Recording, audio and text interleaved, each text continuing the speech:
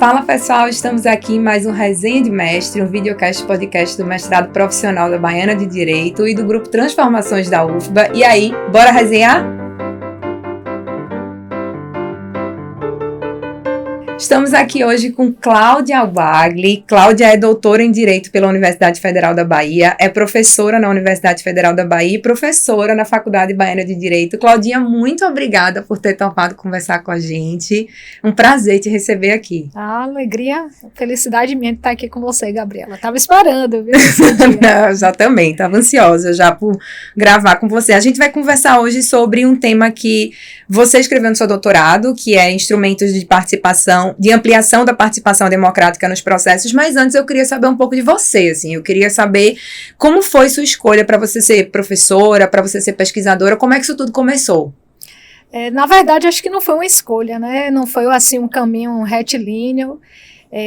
Eu, na faculdade, tinha vontade de seguir a vida acadêmica, mas eu não saí perseguindo isso, né, da faculdade. Eu tive ali no começo uma tentativa de estudar para concurso, né? Eu digo sempre assim, eu saí muito nova na faculdade, eu me formei com 22 anos, então eu acho que eu levei um tempo para me situar e depois a vida foi me levando para esse caminho, né? E eu acabei entrando no mestrado, depois de 2 tentativas, eu fiz uma tentativa na UFBA, fui reprovada, fiz uma tentativa na Federal de Pernambuco, fui reprovada, na 3ª tentativa eu entrei na UFBA, e a partir daí realmente as coisas deslancharam. E uma outra coisa, Gabriela, que eu gosto sempre de dizer, minha mãe é professora universitária, né, hoje aposentada, e desde cedo me levava com ela para a UESC, que é a universidade onde ela era professora.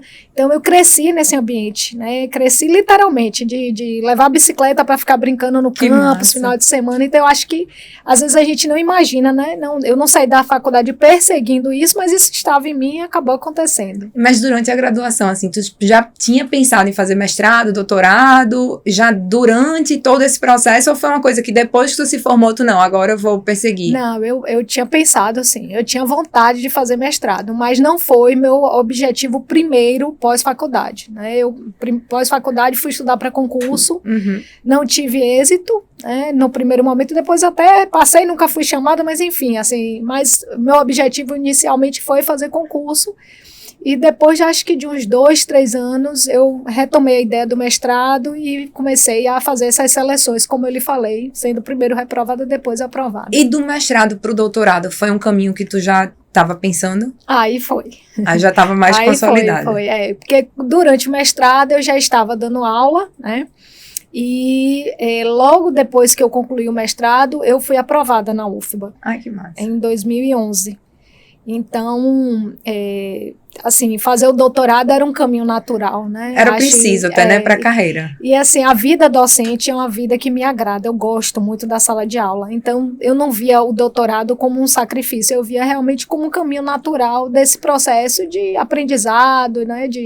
No meio disso, eu fiz uma graduação. Né? Outra graduação em Ciências Sociais. Que massa, eu não sabia. Então, foi meio que embolou tudo, mas a vida acadêmica realmente me ganhou. Mas se eu pudesse te perguntar assim, qual foi a maior dificuldade que tu enfrentou no doutorado em si? Eu falo porque assim, eu tô nesse processo de doutorado, então eu queria saber como foi para você, qual foi a tua maior dificuldade? Eu acho que uma primeira, acho que todos nós temos, que é dar conta, né, das leituras, de acompanhar, né, as leituras das disciplinas, dos fichamentos, de uma literatura estrangeira. O doutorado, a gente precisa realmente ampliar um pouco esse espaço de aprendizado para buscar outras fontes do direito comparado. E ao final do doutorado, eu estava grávida, né? E então, minha licença maternidade foi escrevendo a tese. Eu estava no meu prazo, no limite do meu prazo, e minha licença maternidade foi escrevendo a tese. Isso foi bem desafiante para mim, ao mesmo tempo que me proporcionou estar em casa o tempo todo e poder me dedicar, parar ali para escrever a tese. Então, eu acho que se eu tivesse que eleger, acho que o mais difícil foi ter coincidido as duas coisas, a conclusão do doutorado com a minha primeira maternidade. E na escolha do teu tema, tu teve alguma dificuldade, assim, ou não? Já foi um recorte que quando tu entrou no doutorado, tu já estava pensando no tema, naquele problema específico? O que é que acontece? No mestrado, eu pesquisei sobre discurso jurídico. né, sobre o papel do discurso no direito, essa ideia do pós-positivismo, de que nós saímos de um direito normativista para um direito discursivo, um direito voltado para a linguagem. E na minha banca de mestrado, uma das perguntas que me fizeram era por que eu não tinha abordado nenhum instrumento específico do direito onde a linguagem fosse, né, o instrumento primordial. Que massa! E aí isso meio que já me deixou ali na própria banca. Eu justifiquei porque era o tempo, né, mestrado é muito corrido, muito rápido. Mas ficou para mim a ideia de que eu poderia desdobrar um estudo de algum instrumento onde o elemento discursivo fosse determinante, fosse central no direito. E aí vieram as audiências públicas. E por que as audiências públicas? Por que especificamente as audiências públicas como uma forma de ampliação democrática? Como foi a escolha das audiências? Primeiro o que eu acabei de dizer, né? Então, assim, esse clique que veio da coisa da banca do mestrado. Depois, quando eu fiz essa pesquisa de como eu poderia trabalhar isso, no caso as audiências públicas, porque já foi imediatamente o que me veio à cabeça, né? Estudar as audiências públicas como um espaço onde a participação se dá pela via discursiva, né? Majoritariamente pela via discursiva. Eu procurei ver qual seria o caminho de estudo dessas audiências públicas, onde aquela coisa da justificativa do meu projeto estivesse mais bem, vamos dizer, determinada. Uhum. E a gente, na época, tinha muito pouca literatura sobre audiências no Supremo, né? Não só porque era um instrumento, quando eu comecei o doutorado em 2012, né, era um instrumento ainda pouco utilizado. Na época eu acho que tinha acontecido, quando eu comecei 4, até eu terminar o doutorado, 7 ou 8 audiências públicas. Hoje já tem bem mais, né? A última pesquisa que eu fiz já tinham 15, né, mais ou menos. Então tinha pouca literatura sobre o assunto. E era um tema que transitava, né, pelo que eu gosto, né, que é esse debate sobre o direito, mas também sobre a ciência política, né, de alguma maneira fica aí nesse caminho da interseção entre direito e política, que inclusive eu sustento na minha tese, que são co-originários, na minha opinião, né? Eu até queria te perguntar sobre isso, né? Porque você fala que a audiência pública é um instituto jurídico-político e fala que existem duas motivações para a realização de audiências, né? Uma política e uma segunda seria para suprir um déficit epistêmico. Eu queria que você falasse um pouco sobre isso, assim, sobre o que você entende nessas duas possibilidades. Não sei se são possibilidades de audiência, mas duas justificativas para audiências. Eu acho que as duas razões, né? Assim, o que acontece? Como eu acabei de dizer, a audiência pública, de alguma maneira, ela traz para o processo judicial, seja ele na órbita dos processos constitucionais ou os processos que transitam em outras esferas, traz um componente que é diferente daquilo que nós estamos habituados no direito, que é a participação social, né? Certo. O processo, ele normalmente é um triângulo, né? Autor, juiz, réu com advogados. Então, a sociedade, ela não interage diretamente no processo. E a audiência tem isso. Então, eu acho que isso, de alguma maneira, já justifica o viés político da audiência pública. É um mecanismo de abertura, de escuta, de aproximação do poder judiciário em relação à sociedade, né, da possibilidade de ouvir outras formas de argumento, outros modos de interação, que não só aquele exclusivamente do direito ou do juridiquês, como a gente diz. E a questão do déficit epistêmico, eu gosto muito, e até também na minha tese eu uso, o João Maurício Adeodato tem uma obra dele onde ele fala que é um problema o fato de que o profissional do direito, especialmente aquele que atua no âmbito do poder judiciário, ele tem que saber sobre tudo, né? Ele tem que saber de tudo sobre tudo. E eu acho que as audiências públicas, elas abrem um espaço para que ao fazer essa escuta da sociedade, a gente possa levantar, né, informações, dados, argumentos, uma simples escuta social que não é da área jurídica, que não está restrita à área jurídica. Se a gente pensar, por exemplo, as audiências públicas que foram feitas a propósito da discussão sobre aborto de feto anencéfalo. Um dos argumentos mais importantes trazidos nessas audiências públicas foram das mães, né, de mulheres que passaram por aquela situação e que ali colocavam o porquê de defender a possibilidade do aborto de feto anencéfalo. Então, acho que isso fala um pouco sobre o que eu estou chamando de déficit epistêmico, que, na verdade, é essa possibilidade de trazer, né, argumentos fora do direito. Eu queria também te perguntar sobre as dificuldades, assim, quais são as principais dificuldades que tu acha em aumentar o número de audiências públicas e a gente implementar mais? Eu acho que a principal dificuldade é a construção de uma cultura democrática, né? Então, se a gente parar para pensar, a audiência pública é um instrumento que demanda um certo conhecimento. Não só saber o que é uma audiência pública, saber que vai acontecer uma audiência pública e também o que é que eu vou fazer lá. Saber gerir a audiência. Exatamente, né? Então, acho assim, talvez de tudo que eu pesquisei à época, o principal que eu vi é isso, a ausência de uma cultura democrática que efetive essa participação, né, que possibilite essa participação. Eu vejo, à medida que o tempo vai passando, porque da minha defesa para cá já se vão 10 anos quase, né? Então eu vejo que isso tem se consolidado, o número de audiências é muito maior, não só nos processos constitucionais, mas nas outras demandas onde isso também é possível.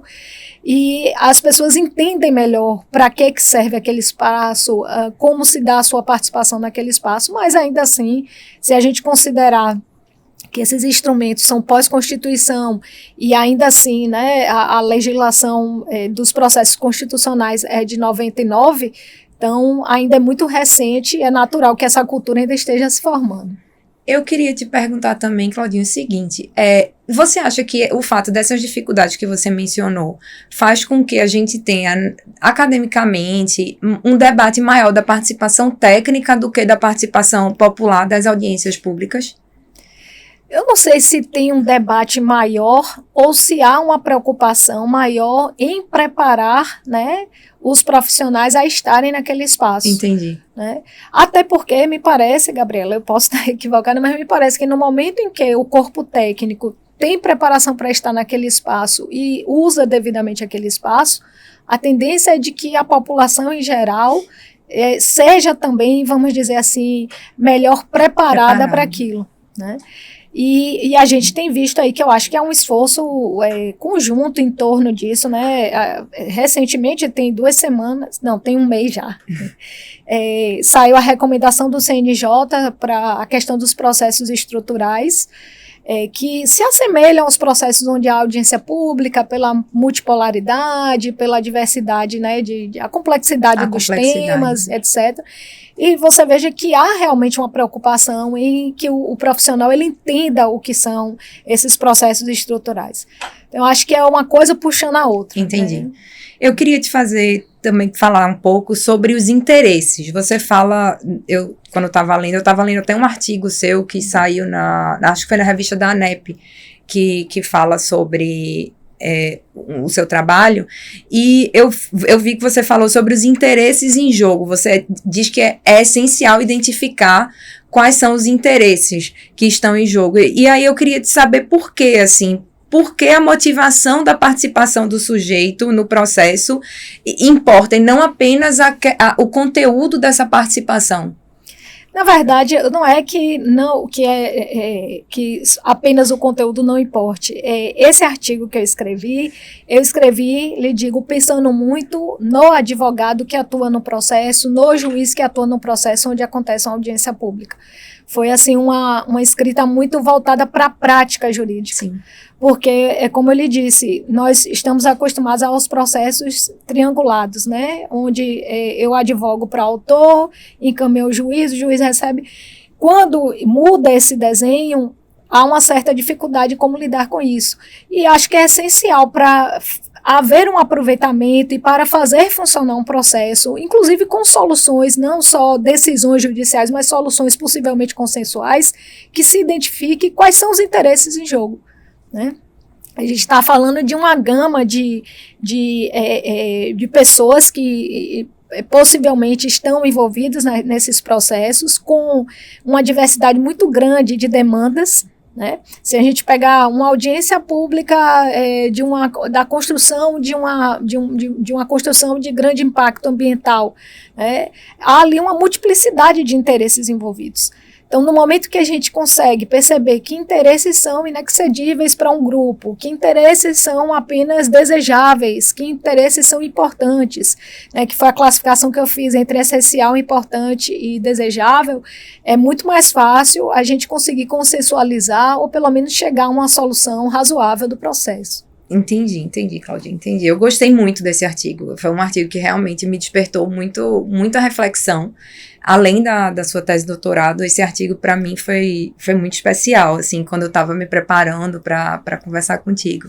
Mas eu queria voltar um pouco e falar um pouco da tua atuação como professora, assim. Eu queria saber o que é que tu mais gosta e o que é que tu menos gosta em ser professora. Claro que a gente gosta mais de saber o que você menos gosta, né? Então, que é mais que a gente estava conversando sobre isso. O nível de fofoca.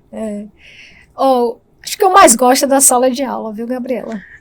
Eu adoro a sala de aula. Adoro dar aula. Aquele momento específico, adoro, especial. É impressionante, porque às vezes você tá chateada com alguma coisa, ou você tá, acordou meio de baixa astral, e sempre na sala de aula eu melhoro. Mas tu não sente, às vezes, quando a gente tá dando aula, que é meio um processo meditativo? Porque você tem que ficar tão concentrado, tão naquilo, que eu acho que você consegue abstrair as coisas, assim. Eu acho isso incrível da sala de aula. Exatamente. E por isso que eu disse que é curativo mesmo, porque já aconteceu várias vezes de eu sair de casa e assim, meu Deus, como que hoje eu vou conseguir dar aula, sabe? De eu estar, assim, muito momentos difíceis. E realmente a sala de aula me faz muito bem, eu gosto muito. Que coisa boa. E o que é que você menos gosta? É corrigir prova. Sério? Eu jurava que era ficar respondendo demandas, né? Corrigir prova. Corrigir prova dá trabalho, né? Dá muito. Eu sou professora do começo do curso, então minhas turmas são sempre muito cheias. Né? Mas para quem for assistir e é meu aluno, ou vai ser meu aluno, fique tranquilo, porque eu tenho uma tática que é assim, né? Quando eu tô cansada, eu descanso, eu paro, eu não para evitar. Não corrige prova muito fadigada, que é justamente para não baixar a nota, né? Então você para poder corrigir. Eu nunca imaginei, Claudinha, que tu não gostasse tanto de corrigir prova. Eu acho que tem outras demandas mais chatinhas da universidade, mas é o que eu disse, eu acho que o fato de eu ser de início de curso, minhas turmas são sempre muito grandes. E tuas provas são sempre muito... não tem como, né? São matérias, né, que demandam uma reflexão, então... Aí tu faz como? Tu divide em blocos? Eu geralmente corrijo de 10 em 10, e aí eu paro um pouquinho, descanso, aí daqui a pouco mais 10, aí paro de tarde, né? Fiz de manhã um pouco, deixo para o final da tarde. Gente, então para tu corrigir as provas do semestre são 2 semanas, assim. Mais ou menos. Eu geralmente tiro assim, né? Amanhã mesmo é dia de corrigir prova. Amanhã. Aí eu gosto de fazer uma coisa que é assim, eu faço um café, às vezes eu boto alguma coisa com cheiro, tipo uma vela, juro, eu faço meio que um ritual para corrigir meus trabalhos e minhas provas, que é para deixar a coisa mais leve, sabe? Porque eu gosto muito da matéria de prática. Então, na matéria de prática tem muito trabalho. E aí, realmente, muito volume. Aí dá realmente Mas eu gosto, viu? Eu gosto de corrigir prova para meus alunos, minhas alunas. Eu gosto de corrigir prova. E todo mundo sabe que eu, às vezes, posto no Instagram que eu gosto, realmente. Eu queria saber também uma coisa que... para mim é muito importante, que assim, você teve alguma mulher na sua faculdade como professora que foi uma inspiração para você? Eu diria 2 professoras, uma na faculdade e outra no doutorado, né? Na faculdade, a professora Mireta Vivas, foi minha professora de processo penal, que não é nenhuma matéria que eu goste, ame, mas ela era uma figura forte, né? Uma mulher presente na sala de aula e assim... com muita elegância, então para mim foi uma inspiração, no meu curso de graduação foi uma grande inspiração. No doutorado, Marília Muricy, né?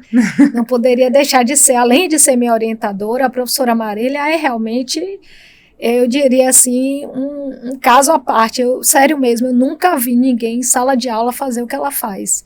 Assim, já teve aulas que eu assisti dela, onde ela explicou Kant com um poema de Camões, né? Não me peça para repetir, eu não vou conseguir. E é uma figura inteligentíssima, é uma figura independente, né, com opiniões independentes. Para mim é uma grande fonte de inspiração. E hoje em dia segue sendo minha amiga, a gente sempre se fala, conversa.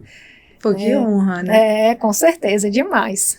E tu acha que é muito importante, Claudinha, a gente ter mulheres nesses espaços para estimular, enfim, para a gente ter mais igualdade, ter mais espaço? Como é que tu enxerga isso?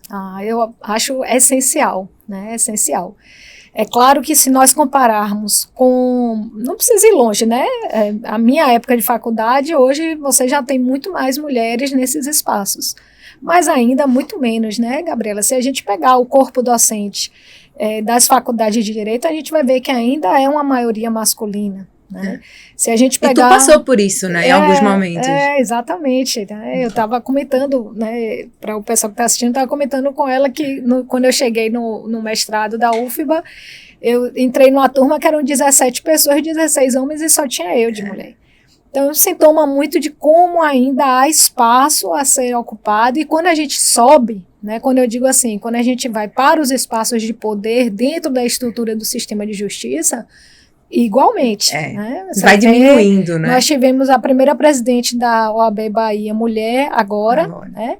E na nossa faculdade de Direito, com 135 anos, nós nunca tivemos uma diretora mulher. É verdade. Então, ainda há muitos espaços a serem ocupados, e acho que é essencial a gente estar em sala de aula, né? Porque eu acho que a gente ajuda nisso, né? E você, com certeza, é uma inspiração para muitas alunas, muitos alunos também, mas né? muitas alunas. Muito obrigada, Claudinha, por conversar com a gente. Obrigada de coração. Eu que agradeço, adorei. Um beijo.